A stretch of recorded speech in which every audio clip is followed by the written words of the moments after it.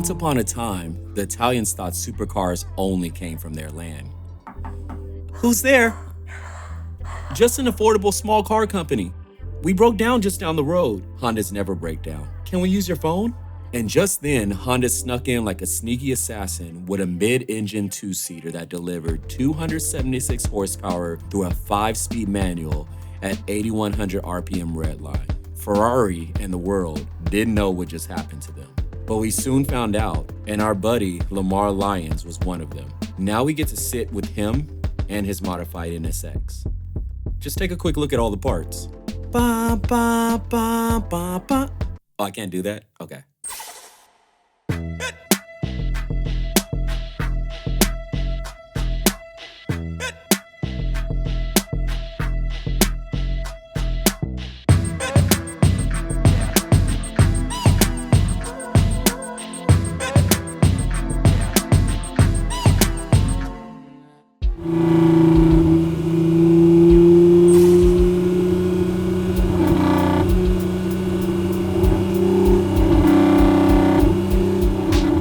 It never ceases to amaze me that even in 1991, the NSX is keeping up with any and all things. I don't care if it's a Hellcat, as long as we moving on the freeway, I got a chance when I bust that bitch down into third and I hit like $6 grand and I'm V-teching, they like, damn. The NSX is never short of power, get up and go, and definitely the short gears help change the dynamic when cats roll up on it.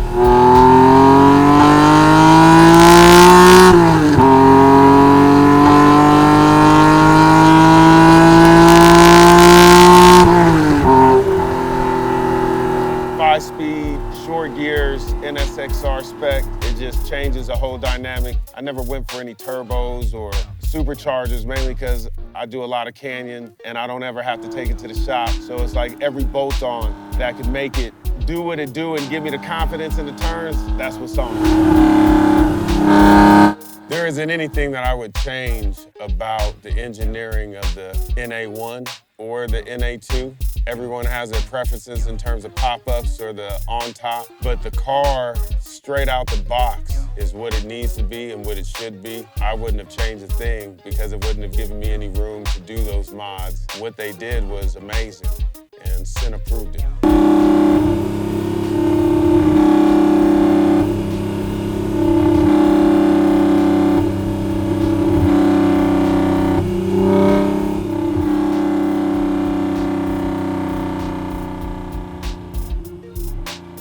The Ferrari 355 is like the quintessential sports car Italian, embodies all of the flair and get down that an exotic should do and should be. So when the NSX hit the scene behind the 355, it really flipped the whole car culture on top of its head because now you had a car that was similar in design and look, but had the dependability of a Honda. And that in itself made all the difference for the world in terms of the common man having an exotic that he can get in and out of and compete with that 355. Look, the 355 and NSX have become landmarks of a golden era, if you get to see them. You don't see too many NSXs because in 91 is when they sold the most of them. It was like 1,900. I believe altogether it was about 18,000 of them sold from 91 to 05. Every year they started selling less, making less, mainly to keep the attraction strong. So right now, there are about 5,000 to 6,000 NSXs in the US, approximately 10,000 or less worldwide. Because of the rarity of the builds each year, and then natural things happen, cats wrecking them or whatnot, you know, it's really tough to find one that you can own. And when you do want to own it, you're gonna have to break bread, yeah. Let's go back. What was it like to buy a car like this in the first place? Buying the car in 2005, the NSX community is much like America today. It's dominated by older white men. As a car enthusiast and being a bruh, it is really a moment where you are defining yourself, very much what it's like for me in high school. Typically, I was always the only one in my class because I was taking like honors or AP English and stuff. So being solo and by myself wasn't unusual. But what made the NSX community special in that notion was there wasn't a lot of the divisiveness and separation. It was very much a welcoming community of engineers, people with high intellect, and not buying cars for the brand, but ultimately what they are as a car, the functionality, the dependability. When I first bought the car, I was coming down La Brea, just past Rodeo, which is Obama now. And the universe is a funny thing because as I'm driving down La Brea heading towards the 10 freeway, 4 NSXs swoop up on me. And it was some bruhs, and they were all firemen, except for one. Dexter McDaniel, rest in peace. Another guy named Warren, another cat named Quante, and I forget the fourth gentleman's name, but those 3 firemen, they made it a special moment, introducing me deeper into the community. And so ever since then, the camaraderie and the commitment to each other is much like being on a football team. We all come from different backgrounds and different lives, but we have this one common interest that binds us all and puts all the bullshit aside. Let's go back a little further. So in '92, I was playing for the University of Washington. We were playing against Arizona State. This is football, American football. My uncles had came up to that game, and I didn't know that my Uncle Pat, he was coming up with my Uncle Coco.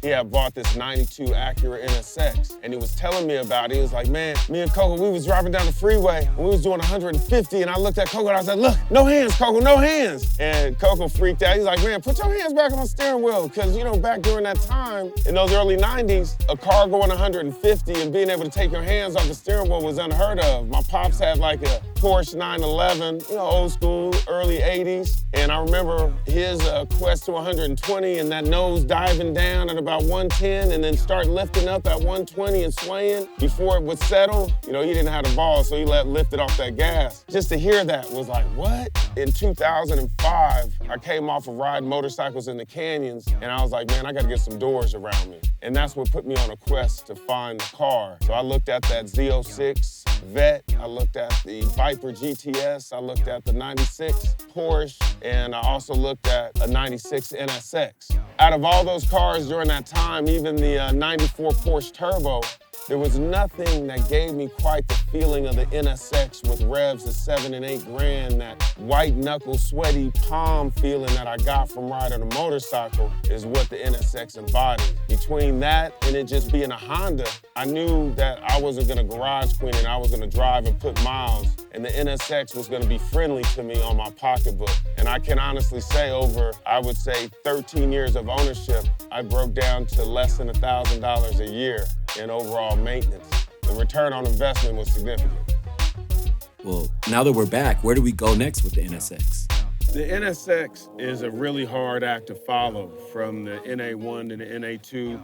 The NC1 is a beautiful car, it's powerful, and holds the same tradition of the NSX, boldly competing, but not leading, but of the best, and something to be admired and respected. What I'd like to see in the future with Honda is, if possible, just staying as close to the roots, but I don't think that's gonna be in the cards for the NSX. I really believe that an electric car, an electric NSX, is gonna be the next evolution of the brand. The Acura NSX didn't just challenge the gods, it became one. A legend born in silence, perfected at 8,100 RPM.